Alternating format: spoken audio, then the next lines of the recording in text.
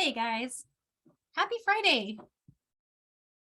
How are you guys doing? I hope it's great weather for you guys and you're having lots of creative energy today. And it's Friday. So yeah. Today's class is a really fun peyote stitch refresher. So for the beginners, we're going to go through step by step, like all the details of beginning your peyote stitch and creating from a pattern and how to make your own patterns, all that stuff.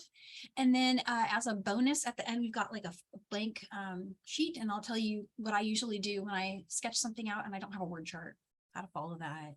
And then we'll talk a little bit about beads and answer questions as we go. So feel free to drop questions in the chat. But here's the projects that I made for this class, which are just some very simple beginner-friendly peyote even count stitch designs. And I did stripes, and I did stripes with different colors. The cool thing is it makes it a little easier to follow a pattern when it's kind of, you're adding the same color every row. I feel like that makes it easier as someone learning the first time. If you wanted to have something interesting, be able to color block and have like a little pattern going, but not have the pattern be so all-encompassing that it's like what you have to focus on when you're trying to learn the stitch too. So this is kind of a happy medium between getting a little pattern in there, but also just being able to focus on putting the beads in the next step bead and getting that stitch figured out. So if you're a beginner, this is the class where peyote hopefully clicks for you, and I'll be excited if that happens. So let me know. So I'm going to switch to the mat really quick. Thanks, Joanna. And then I'm going to show you guys with the samples up close and some of the supplies, and we'll jump in. So what I've got here is the sample that's on the cover. And then I've got another one, which was a bonus pattern that was in there that is just a bright and sunny colorway. And I know we're going into fall, but I was feeling the bright colors when we did these designs, and I just thought that was cool. So I had to share that one too. And this is the one we'll use to demo finishing, doing the little loops on the end. And so what you'll need are size 8 seed beads, or what I used here. You can get any colors out that you like. I put all of the colors I used in both designs in the handout, so you can find them. But I basically just used the, kind of primary brights with some of their equivalent matte ABs. So that was the first place I took it. And then I pulled in some white beads for accent. And on the other one, I used some metallics, silver lined, and a bright yellow. So there's all the colors there. This one doesn't use anything but size 8. I didn't pull in any of the other bead sizes for this one. So all you'll need is just however many tubes of size 8 you'd like. You don't have to stick to these patterns. You can also change the colors that were used in these patterns if you want to keep the structure, but maybe have a different color here or there. So sky's the limit, really. You can do anything that you like, and you can use any of your size 8 beads that you got. I already did get a couple questions online. Can I use size 11, size 10? Absolutely, you can. They'll be smaller. You'll need to make more rows. But that's the other cool thing about this pattern is if you need to make it longer or shorter, as you see I've done here, just add or delete a repeat of the pattern. And you can end it symmetrically with whatever color you started with, and you'll have a design that will fit whatever measurement you're going for. For the thread, I used Wildfire, and on all of these designs, I did use frost. But today I'm going to demo with black, so you'll be able to see what I'm doing. And then some of the other little tools and incidentals you'll need are beading needles, of course. I'm using a size 10 beading needle. You'll need, let's see, you will need some pliers, and the pliers are for a couple things. One is to flatten the end of your Wildfire to get it through your needle. It makes it a lot easier to thread your needle. If you're new to that, we're going to go through it. And then at the end, when we put on findings, you might want to have some pliers handy for that. And last but not least, we're going to need to cut our thread. So you'll need some scissors, and the beading threads like these, like Wildfire, when you go to cut them, you will find that they are a little more challenging to cut with like a regular sewing scissor. Like a lot of folks will get those very beautiful ornate scissors that you might use in, say, like embroidery. And they cut embroidery floss really nicely, but you'll find they don't cut these kind of threads like the Wildfire. The thermally bonded threads don't cut as well, but these scissors, which I honestly think were intended for paper craft, not really sure why they work so well, but they are the Recollections scissors from Michaels, and they work like a charm. They cut the thread really nicely, and I've been using them for about 2 years now, and they have no problem cutting the thread. So if you're struggling to cut, another way you can get the Wildfire cut very easily is with flush cutters. So if you don't have these scissors handy, or a pair of sewing scissors, for example, will also work great. You can also use flush cutters. And flush cutters, you would just kind of put some pressure down on the piece and pull up. I'll show both of those ways to cut when we get to those parts of the design. And then that is everything. Other than I didn't show the findings, but at the end I'll bring those out. I just used lobster claws, some chain. I did have some wire if you wanted to do like a little charm. And that's really it. All right, so let's just go through really quick some of the things that you're going to see in the handout, and then I'll just start stitching. So the first thing that you're going to see is the list of materials, which we all just covered there. You'll see how to get started and how to finish it. And then there's patterns. And patterns, they look like this, and there's usually a glamour shot on the cover. Like if you go buy a pattern on Etsy, you'll see there's you know, lots of the glamour shots on the cover, and then you'll see what is called a chart. So this is the bead chart, and a lot of people work from this. They'll take a Post-it and they'll follow along. You got to figure out which side you want to start at. I, for some reason, always start at the bottom, but the patterns often word chart from the top down. You just want to take a look if it's not a symmetrical pattern like this and figure that out. But it should work either way in the case of this pattern. But so if I was going to work on this, you know, each row, I would move my Post-it up. With Peyote, it's tricky because you're adding only the up bead. So you'd be placing it like that as you added your rows, and then you would be adding that bead, that bead, that bead. So following along with Peyote on a pictorial chart is a little more challenging than it would be like on a loom design. So just keep that in mind. So we always provide a word chart for that reason, so you can get going. And then the cool thing about this pattern is after you get going for a little bit, you really won't need to look at the chart anymore, because it's just repeats of one row of blue AB, you know, so it's things like that. The other pattern that I used is also here. Same thing, it's got a word chart. And then the last but not least is the blank pattern. And this is where that Post-it trick will come in handy, because to generate a word chart like the one that I showed there, you can of course do it manually, which is, you know, it's a process, right? Or you can use software, which is what I do use. I use a Bead Tool 4. I go in and I create the pattern, and it creates the word chart for me based on what I colored in with my mouse and colors. So if you want to get into this pattern creating thing, you can do that. But if you just wanted to sketch one out for fun, you can follow along with the Post-it, and you can see there the beads I would add for that row would be this one, this one, this one, this one. And then I would just keep moving my Post-it up until I got to the end. So hopefully that helps someone out. As far as how much thread to cut, these are definitely stitches where you're going to have to add thread. Peyote, herringbone, all of those. Like if you're going to make a full-length bracelet, you are going to be doing probably 2 thread adds, maybe 3. So I'm going to show you how to do that. And because of that, I would just say work with a comfortable length for you. So a wingspan, something you don't have to pull through multiple times, especially for beginners. This thread resists knotting really nicely, but it's not, you know, 100% not going to knot on you. If you get a really long strand going, one of the places I notice that I get a knot is when I do my fold over, which I'll show you when we get started, is my folded over part tends to create a little knot against the main working strand after a few, you know, rows. And a couple of things that can help you with that is conditioning. I typically don't condition this thread, but if I'm getting knots, I might do it. And then also just working with a shorter length that can also help. And yeah, I was seeing in the chat that some folks were mentioning, I do have another sample that I didn't show yet. And this was one where my youngest colored in with colored pencils and crayons. He colored, well, first he had a really good time matching crayons to all the bead tubes, which honestly, he spent like an hour doing that. And he did it for more colors than you see here, but he really liked doing that. But then after that, I got him to color, and then I went and stitched up what he colored. And so that's what's here. And how I did this, I let him color it, and then I took his coloring and I actually put it into the software. So it would spit a word chart out for me, made it a little easier. But then he was generous with just big giant blocks of purple. So I didn't have to like study too hard. Yeah, and so that's that one. And so here's my thread. I'm just going to cut what's like half a wingspan for me for demo purposes. You might want to cut, you know, your full wingspan. So I'm just going to trim those.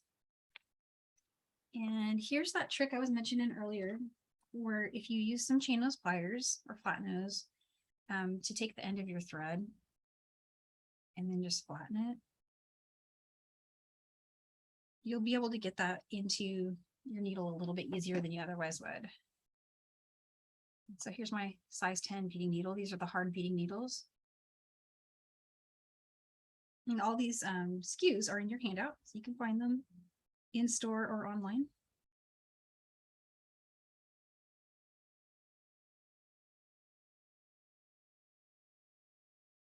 And let's see here. I might flatten it one more time if it doesn't go in.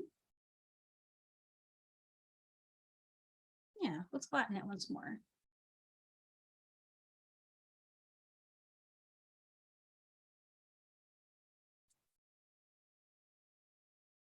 There we go. That got a lot flatter that time. I think I didn't hit the end with my pliers. There. See that, just a lot easier. So if you're having that same issue, just try flattening it again. And so how much to pull down here? This is worked on a single strand, but what you want to do is pull down just enough that you get a comfortable working length. And if you cut a full length, like say you did a wingspan, you'll probably be working with something between 60 to 75 inches or so. And so you'd probably want to fold down maybe even 20 inches here. I don't have quite as long a strand to do my demo today, so I'm going to fold about 10 and just eyeball it. And the place where I was mentioning where I was getting my knots is this thread. This is the folded over one. We'll come over here and it'll start doing this. It'll start, first it'll curl in a little swirl. And then somehow it'll end up like that. I don't know how. It happens so much. So if that's happening to you, work with a shorter strand. You could even trim some, you know, from what you're working with and then keep going. Or take this side, just the side of it, and then get some like thread heaven or beeswax, or just go grab a votive candle and just run it along like that. And that might also help too. So try that if you're getting knots once you get going. The other trick is don't pull through as fast. You just like, once you get the hang of it and you start going really speedy, you'll pull through super, super quick and it'll make more knots that way too. So let's get our beads. I'm going to start with the pattern here. Let's work with, let's work with the blue one. Even though I'm really feeling that yellow today. It's gorgeous. But let's start with our blue. And so here's our blue pattern. And then you come over here and you want to string 8A.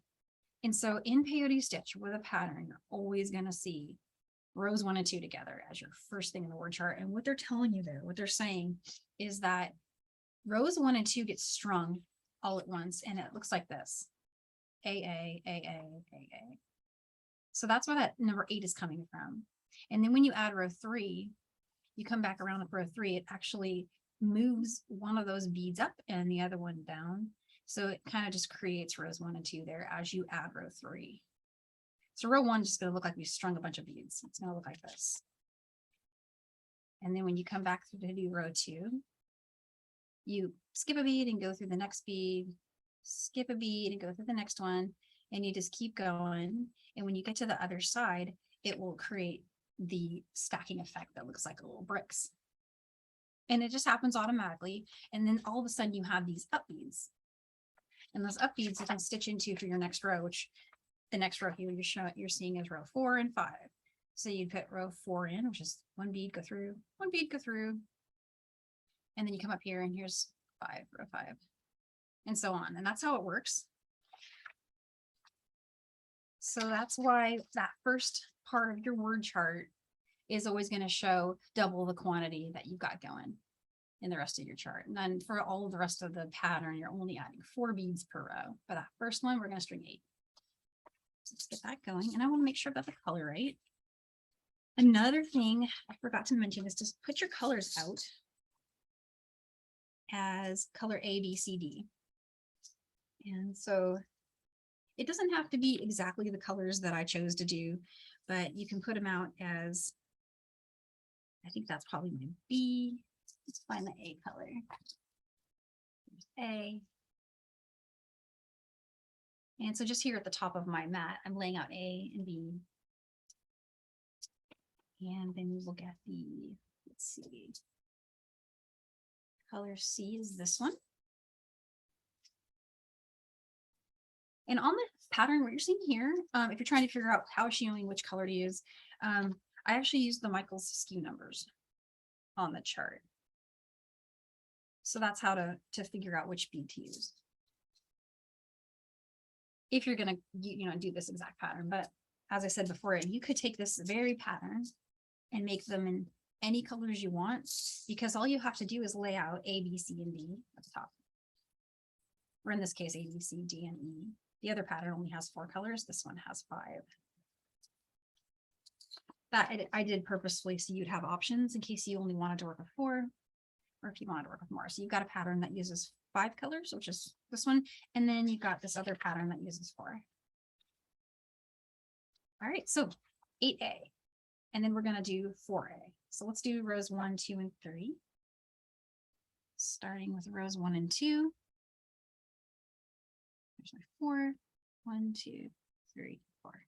So oops, it's right there. 2, 3, 4, 5, 6, 7, 8. There's 8A. Bring those down. And for a tail, leave about a 12-inch tail. So a 12-inch tail we're going to use to, it's kind of important that you leave that much, just to make sure I explain before we get there, because you're going to need to reinforce this loop at the end if you're doing this kind of like clasp style. So definitely stick to that 12 inches. You can even give yourself a little more if you want, but at least 12 here for your tail. And the next thing you want to do is pick up one bead and just refer to your chart. In my case, it's going to be 4 A's, right? So my first bead is going to be 1A. And you want to skip, let's see, I'm going to bring this down just a smidge. You'll be able to see what I'm doing now. Okay. Hopefully that's bright enough. Let's bring this over.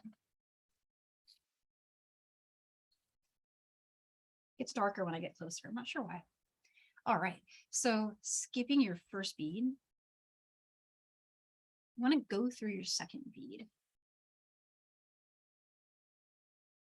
And one of the things I like to do once I've got that is things are going to start moving now because we need to pull this strand through. I just put my hand down here and just hold it all in place. And when it gets to this part right here, where they're kind of doing that little funky loopy thing, hold your tail in your working side and just pull them apart. The first one you might have to help a little. It just depends. Sometimes I get lucky and it pops right in place, but what you're going for is a parallel placement. You want these to sit side by side like that. If it doesn't happen like perfectly right now, don't worry about it because we're going to have to do this again as we add the next 3 beads. Roughly what you're going for is that. So let's get one more. Skip a bead and go through the next bead. Okay. And pull apart. And every time I do that, I get another opportunity to fix that first row. So the second set of beads, they popped exactly in place, like side by side like that. The bottom ones still won't. So maybe a slight difference in height, maybe something like that. And that does throw beginners off at first. So just keep fixing it. But you should get something that looks like that. And that's coming across pretty well. And so we need to do that 2 more times.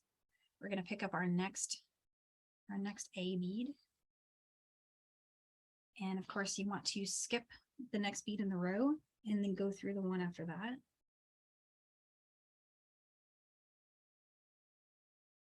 Pulling apart. And that time everything just did exactly what I hoped it to do. So I'm going to keep going. Go one, skip one, go to the next one, And there you go. So a couple of things that are going to happen here. We're going to need to go back and start making row 4. So I'm going to look over and see for row 4 what colors I'm picking up. Row 4, again, is just 4A. And this is another reason this pattern is great for beginners, is because some patterns start with different colors here in these first 3 rows. When that happens, it makes it a little harder to figure out what bead, because there's a potential for these to spin, right? And when they spin, you can end up with your row 1 bead being in row 3. And if that happens, that's an advanced pattern. That's one of the ones where you actually have to look for it and make sure as you're going. And that's where the pictorial chart can be very helpful, because you can see, hey, I just picked up the first bead of row 4. And when I'm putting it through the up bead, I want to make sure that up bead is a color B or a color A. And so you'll end up with patterns like that. This one, no sweat, don't worry about it. It's all the same colors for that very reason. So it's not something you have to worry about right now, but I just wanted to mention it in case you go on Etsy and you buy an advanced pattern and you see that all these colors are different. One thing I used to do when I was a beginner, but I really wanted to do an advanced pattern that had a lot going on here, is I would just make like the first 3 or 4, maybe even 5 rows. And then I would start making the pattern. And at the end, I just pull those beads out so that I knew where my placements were. So that's a trick that can help someone if you're starting out.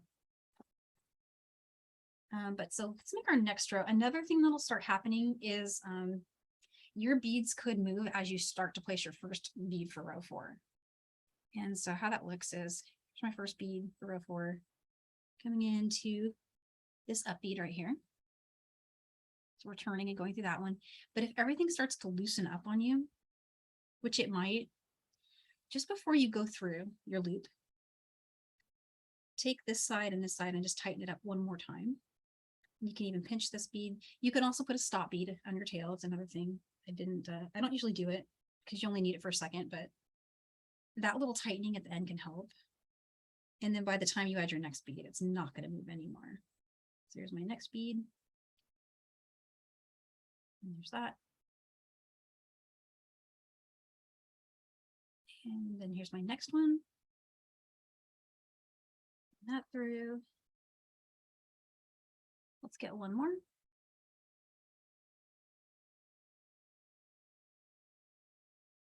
And there's row 4. How do I know it's row 4? You can count your beads. Lots of people will do like a diagonal count. I count by the sides. I say 1, 2 here and 1, 2 here. So you just count your side beads and then count your side beads on the other, and that's what row you're on in your pattern, in case you lose your place. Another tip for keeping your place is to use a Post-it for your word chart. So let me get that Post-it back from over here. You can take your Post-it and see, I've just done row 4. Another thing you can do is when you're getting up to leave your work is you can leave a little pencil mark at the end of the last row you completed. So in case your Post-it gets lost or you move it, or another way you can keep your spot. And so that's getting started.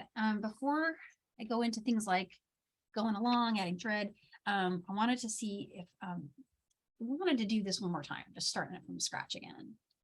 And maybe I can switch up the colors if that helps. It's a little bit less bright than I was picturing it, but yeah, and I've seen at least one request to do again. So Danielle, I'm in favor of the do-over because it's the most important step. Yeah, that's what I'm thinking too. So I'm going to put this aside for now and then grab a little bit more thread. And let's see, what if I change my color A to something a little brighter? I'm thinking that might help too. Colors are just a little weird today, I'm noticing. My light is changing. It's fall here in another, what, is today the first day of fall? Oh, hang on. It might be. Danielle, you missed it. It was yesterday. It was yesterday. Oh. Ah. Meant to celebrate, but I did not. Okay, so I'm gonna flatten this one here.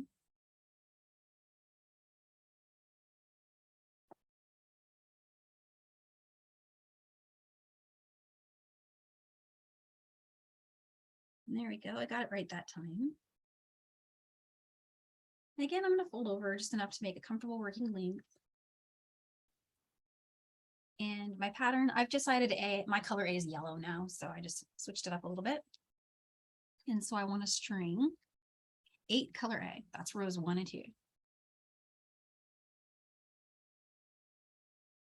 That's rows 1 and 2 of my pattern.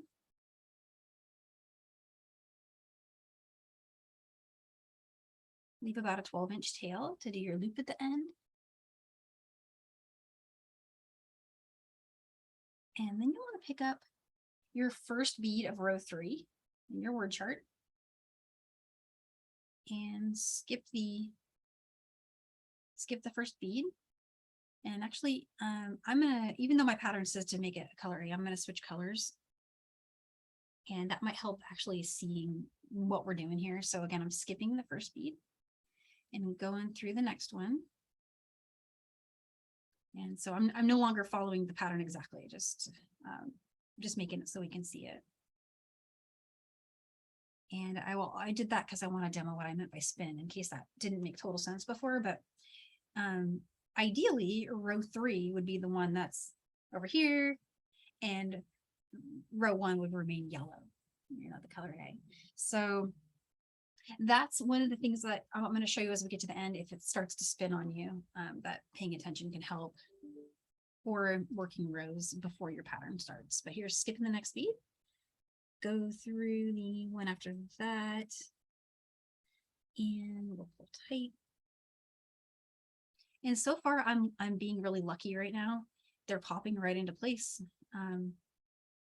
And the bead that is intended to be row 3 is staying on the same side.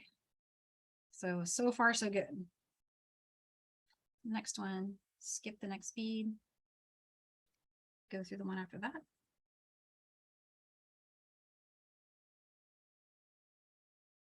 Pulling apart.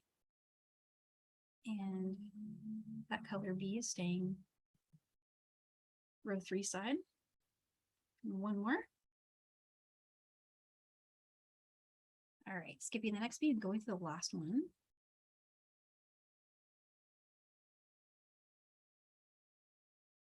And my loop just kind of caught on the bottom there, so I'm just being a little careful. And there we go.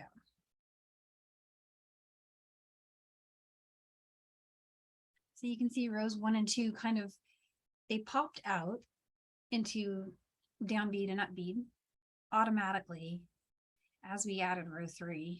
And just by pure luck, my row 3 stayed on the right side.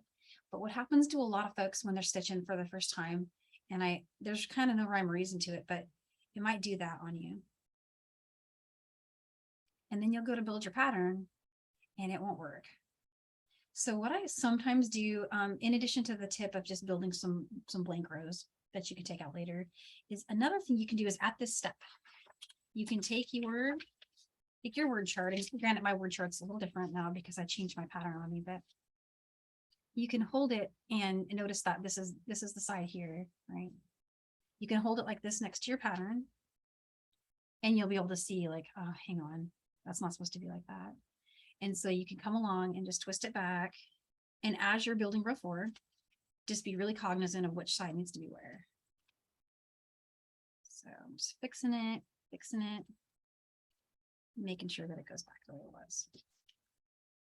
But that's really the only hang up. And that's honestly, that's not one of the bigger like turnoffs to peyote stitch for a lot of people who see a beautiful pattern and they purchase that pattern and then they go and they start working it and they're like, it just didn't work.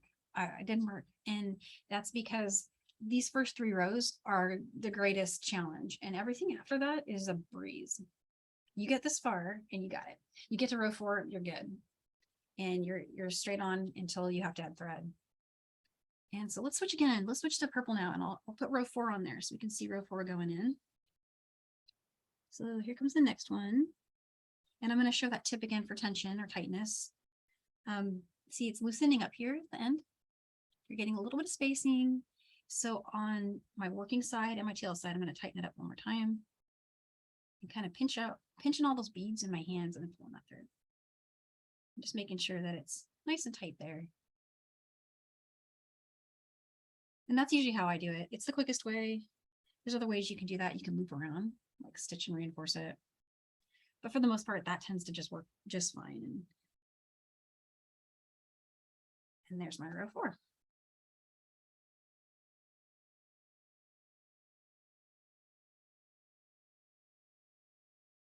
And so you would just keep going like that. So there's row 5. Let's put row 5 on there. I'm going to change colors again. 5.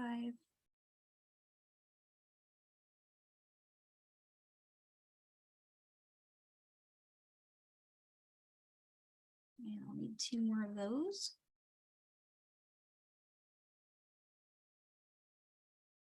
Yeah, I should have done that first. I was thinking, hey, I'll demo the pattern, so the pattern makes sense, but seeing different colors is definitely helpful. And there you go. And so how do I know I'm on row 5? Well, 1, 2, 3, 4, and 5. So now I'm going to be starting row 6. And then row 6, we'll just go back into that up bead and it'll keep on going. So eventually you'll have a design that gets to be, maybe it's getting close to the length you want it. Maybe you ran out of thread. And so I can show how I add thread, which I feel like you'll have to do maybe at least twice, maybe 3 times, depending on the length you're going for. And I'll do that on this sample. And it's super easy. All you really need to do is you cut a new strand.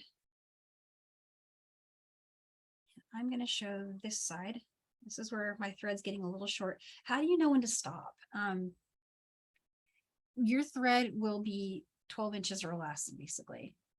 You don't want to let it get a little short. I mean, I know a lot of folks who can weave in at 7. I was joking around with Meredith Roddy the other day. She can weave in with 4 inches. But you know, if you switch to like a short sharp needle, you can get, that's one trick if you've let yourself get caught out with too much or too short of thread to weave in, is just switch to a short needle, and that will give you a little bit more wiggle. But I usually at least give it a try. I try and make my discipline of stop stitching, because once you get going, you want to keep going, right? But if you stop when you have enough left to weave in, it's just a little easier. And what I do to weave in is I leave my old working thread in place. I don't do anything to it yet. And then I start my new strand. And I bring that one in. I kind of weave around until my goal being to meet the old thread. I'm going to borrow a needle from this other one I have here.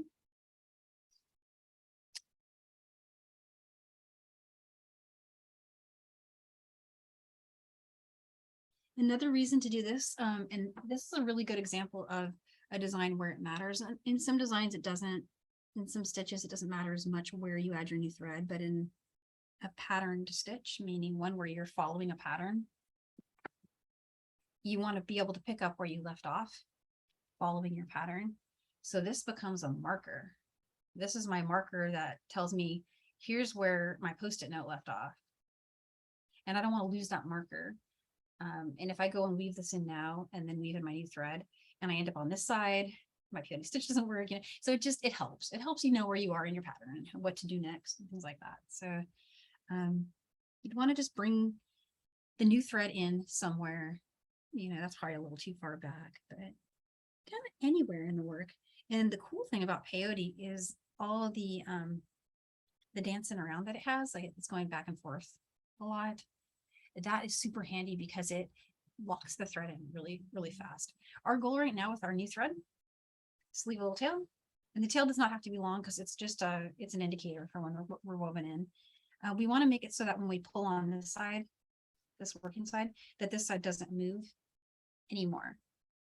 And so to figure that out, you just want to come up to the next one.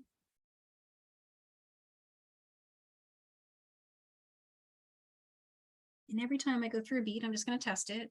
It's going to be probably 3 or 4 beads before it starts to get a little tight. And I'll need to make a turn or 2 before it will stop moving entirely. And as far as like where to go, what bead, it is random. You can choose any bead you want, so long as you're sticking with the existing thread path and structure. Like, for example, from here, I could go into this bead, right? Or I could go into this bead. But what I wouldn't want to do is I wouldn't want to jump up and go through that bead because then you would see my thread crossing here. So again, just following that same peyote structure. And that's kind of the way that I usually do it, is I'll just go and look for my next stepping bead. And then at this point, it's starting to get a little bit tighter. So you pull, you see it's still moving, but it's taking more effort. So I know I'm getting progress made here. But I'm going to make a turn. And so to make a turn is just go into whatever bead is parallel. And from the bead I'm exiting here, my opportunities for turning are here or here. And I do tend to bury my turns. You could come up and make your turns on the side, but you'll have lots of thread overlay. Not a big deal, but I tend to like to bury mine, meaning making my turns on an inside row or inside column. So here's a turn. And I'm using a pretty dark colored thread, but even with this really dark colored thread, it's disappearing pretty well. One of the tricks for peyote is if you have a little turn like that you've done, but you feel like you can see the thread too much.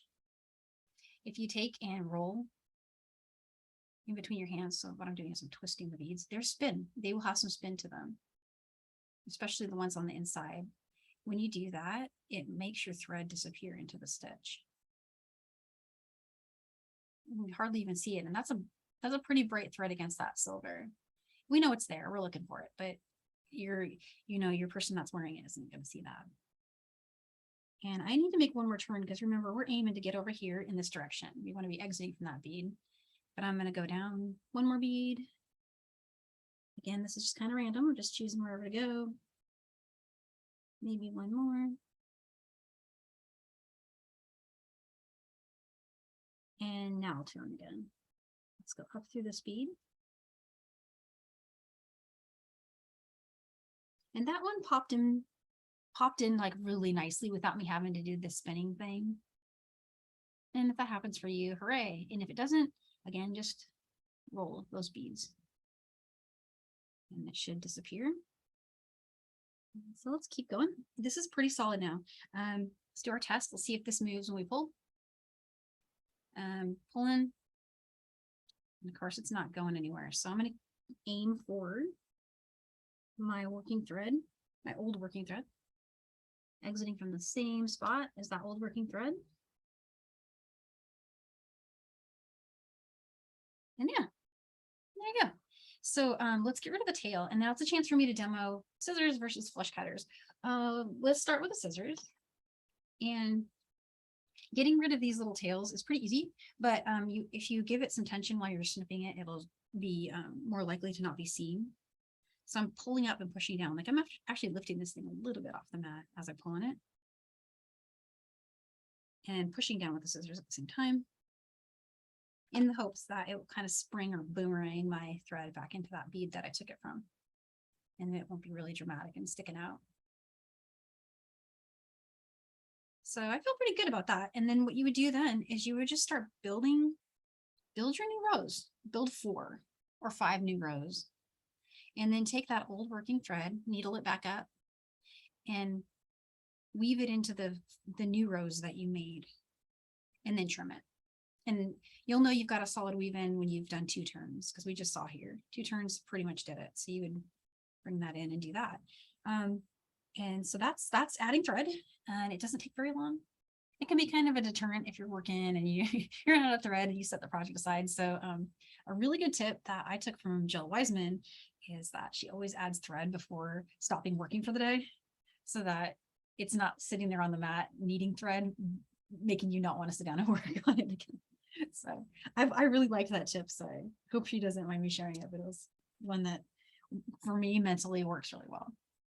Especially since, I make a lot of stuff like this and got a lot of product going at the same time, and so it definitely helps. So how's everyone feel about adding thread? I was going to show finishing on this side probably because I've got a needle ready to go, and it's really easy. And so I saw a question, can I weave that old thread in downward? Yeah, you can. The reason that I don't, the reason I like to weave it up into the new strands is just for flow, for thickness. Because see, these are really cool. They're so snaky and flowy. I'm working with size 8s, and I have a feeling that a double weave-in wouldn't dramatically affect that. But let's say you're working with delicates, or you're working with size 11, you'll start to encounter resistance as you go through your beads, because you're at that point could have as many as 3 or even 4 passes through a single bead. So it's more of a empty real estate, you know, convenience of weaving in. And also when you get down to working with those smaller beads, it's for flow, because thicknesses make things bend less flexibly than they would with less thickness. And that's just my personal preference. But with that said, it would totally still work, even if you decided to go ahead and move it back down here. It would be fine. It just wouldn't be as flexible at that spot, right? So hopefully that helps.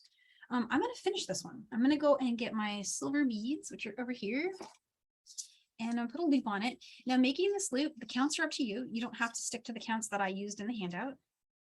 But what I did in the handout was, let me go back to that page. I put a loop here that was about, looks like 10 beads. It's 11 beads. And I just kind of, I eyeballed that. I decided what I thought looked good. And it doesn't have to be that many. I think what I liked about that count was that working with the size 8, it didn't force this to do that. Does that make sense? Like if you work with less beads in the loop, it might fold itself a little bit. And ideally you wouldn't want to do that. I mean, ideally it would just sit flatter against the top, but that didn't seem to be what was happening for me. So that's where I got 11. But I would like to suggest playing with that and seeing what you like for sure. And when you get to this point, you'll be very confident with your stitching, and experimenting won't be scary. Like you'll feel like, hey, I can do this.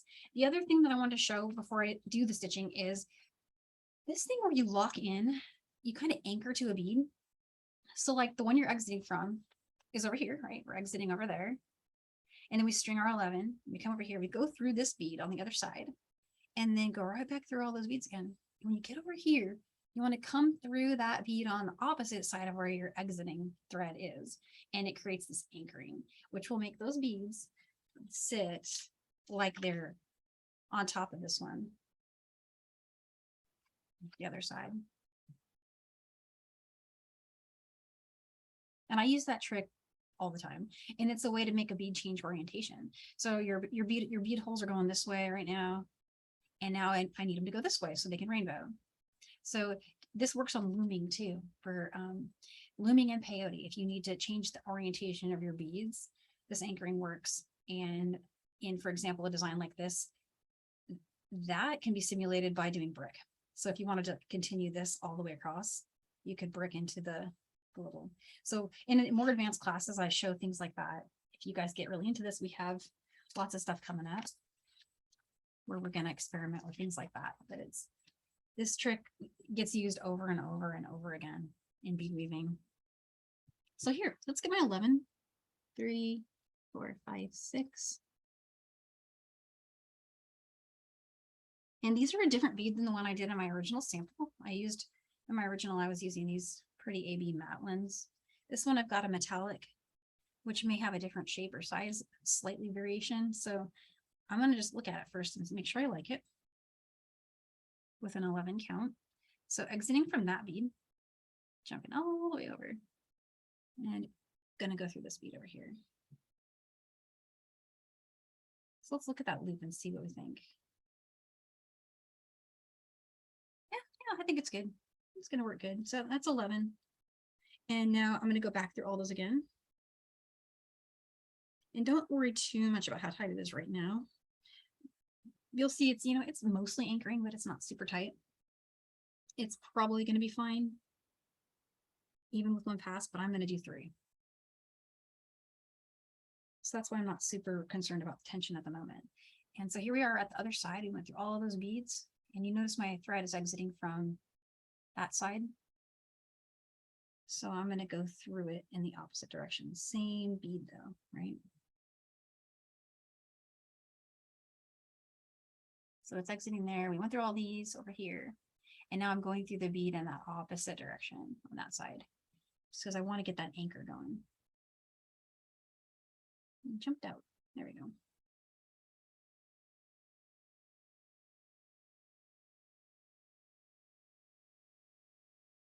So that's the goal, is to get it to kind of hang like that and it's encircling that bead.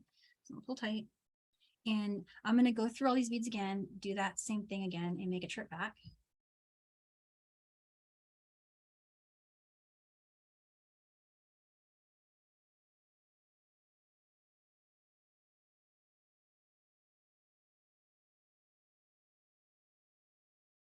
And this is much easier to do with, of course, a size 8 bead. If you're working with like a 10 or an 11 or some delicas, you may start to encounter thicknesses at this point. If you do, switch down to a size 12 beading needle. It can also help. Here I'm making a trip back through. So there, that anchor side, that tightened up a lot. Look at that. It's pretty strong.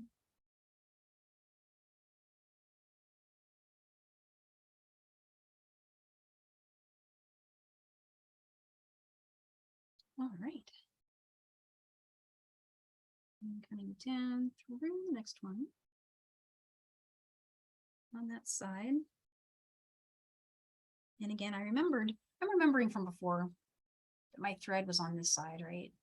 It's a lot harder to see the exiting thread at this stage because it's so tight, but I'm just remembering from before that we came out over here and we went through here. So I'm doing the same thing again, going through there. If I've forgotten what the other direction at this point, it wouldn't really matter, but just for, you know, symmetry and just extra goodness, I went and did the same thing. And there it is. So you could do that a third time with size 8 size, it'll be great. Or you can go ahead and just weave in. It feels pretty tight to me. And also, I wanted to share that I accidentally, when I worked this sample, the one in my hand, I accidentally worked it with the 0.008. And in the handout, I've highlighted 0.006. But I just wanted to share that it worked anyway. They both did. Because the size 8s are pretty generous internal hole diameter, and also because this design doesn't have that many thread passes through the beads. So it was good. It might make it a little more challenging getting into a size 12, but I think you can still do that if you're using a size 12 beading needle. If you're using smaller beads, of course, try to stick with the 0.006. But that's it in a nutshell. That's the Peyote 101 and doing a little loop at the end. At this point, you just weave in and trim it. And then, of course, attaching cute little findings is sky's the limit on that. But at a minimum, just a jump ring and a clasp. And you can put some chain on the end. And I did highlight in the handout all of the findings that I used, so you can find these exact ones. And I also shared in the handout the little beads that inspired our original palette for the series this month. And those beads were a little dragonfly bead. And then last week we showed what was a little colorful swirly lampwork bead. And that one was where we pulled the purple from. But yeah, those are in the handout too, so you can see all those. And our classes from last week and the week before that featured all these beads, those are already on Michael's YouTube, so you can check those out. You can catch those. And yeah, so while I've got the mat focused here, I thought I'd show next week.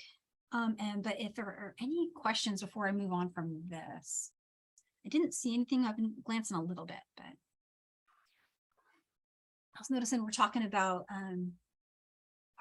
I definitely wanted to leave some time to talk about what I did behind me. I made some changes. Let me show next week really quick. Get this one. Okay, so next week is a workshop. We offer once a month a 2-hour paid workshop through Michael's. It's sign up is in the same location as you signed up for this class. So it's at michaels.com/classes. And you can go in there and join. And then we spend 2 hours together doing something that's a little more advanced and involved. We have pretty much like a little bit extra time for questions. Sometimes I pack in a lot of content, so I get to as many as I can, but I try to support students after class too. If they have questions, they can email and message me. And so yeah, this is called Next Level Ladder. It is a build off of the class 1 we did this month, the ladder stitch bracelets, and it shows a kind of variation of square stitch and ladder that makes these little bubbles. It's kind of fun, and it has a really meditative kind of neat thread path that I was having a good time with. So we're sharing that next week. That's next Friday, 2 o'clock Central Time. And let's see, just real quick, I'm going to show the first October classes. Now, we have It's not on the website yet, but we do have a unboxing, which isn't like a class. It's just a hey, intro to some new colors, because we are having a really exciting new release of seed beads at Michael's. And so there's a bunch of new colors coming. And this is one of the designs I did with one of the 3-pack palettes that I was seeing in the chat where we started to talk about, but behind me are a bunch. And I'm going to grab the one I used to make this really quick. I know I had that one handy. And I think I put it right behind me. But there's so many, it's like it's hard to decide. And it's just here. I'm probably staring right at it, but there is definitely a lot of potential. Here we go. I found it. Yay. Okay. So this was made with this palette. This is one of the new 3-packs that we're going to do we'll do a full unboxing next week. Sorry, not next week, but October 4th, which is actually a Tuesday. And we designed these for exclusively for Michael's. They are 3-pack palettes. There are all kinds of cool things going on. We'll talk a lot more about them in the unboxing class, but they're just so fun. They're so cool because you can just take one pack and then make a really cool design. And one of those designs is this one. This is the one we're teaching the 2nd week of October.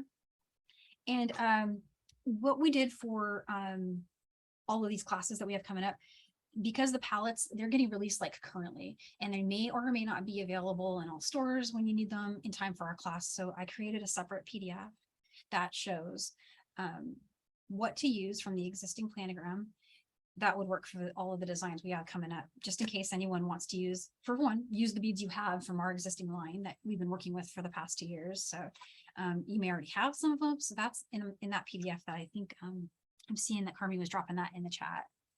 So hopefully that helps. And then the one that we have coming up after that was this netted rope. And netted rope is so fun. And I thought we could make it kind of like a Halloween-y smoky theme because it looks like little, and that one I used another of the 3-pack palettes, but I have suggested alternates for this as well in that PDF. And last but not least, this is the workshop for October. The last week of October, we're going to show, this is the one right before Halloween. I think it's like 28th or something. That's another peyote class. If you liked today, if you thought peyote was cool and you get hooked on peyote, end of October, we're going to do multiple drops. So this is what's called 1, 2, 3 drop. And I created a design where you've got 2, 3, and 1 all in the same, peyote stitch count. And so this is actually incredibly easy to do once you get the hang of it. And we kind of did our ends similarly, a little different, but similarly. So I'll show you guys all that. And that's it. Yeah. That's pretty much all of the stuff that I've got done to show today. I'm gonna change. Oh, hey, thanks, Yamina. I wanted to show you the palettes. So again, I'm not doing a whole unboxing today. We're saving that for October 4th, but they are here and they're gorgeous and they're fun. And we have green and brown now and ivory. And those are the colors that I've been really hoping to add. So and, this one's one of my favorites, like all the coolest of things. So any questions for me? We've got another minute or two here that I can answer. And okay, that's funny. I see Jennifer saying, so I do have the old wall. It's some of it I kept here because I love the rainbow that is on the top right here. So I had to keep that. But some of it I've actually got down here. You can't see it, it's off camera, but I put it below the crystal. And then next to that is a giganto box, and I don't know what to do. Well, there's a lot. I mean, I'll work through it eventually, right? Maybe, yeah, I need 2 lifetimes, but yeah, it's there. So I don't know, maybe we'll do something fun. I'll talk to Carmi after class and see if we can figure out some kind of fun thing we could do with those. So yeah. I'm super excited to teach you guys these, and I'm excited about the ladder stitch next week that we're doing that I did for myself already. But yeah, so I'll see you guys for our next classes. I'll let you go a little early. And if you need me, if you have questions, I am at Danielle Wickes Jewelry. If you hashtag John Bead and hashtag Make It With Michaels, we'll of course share and cheer for all your beautiful work that you do. All right, hey guys, have a great weekend. Lots of love to you.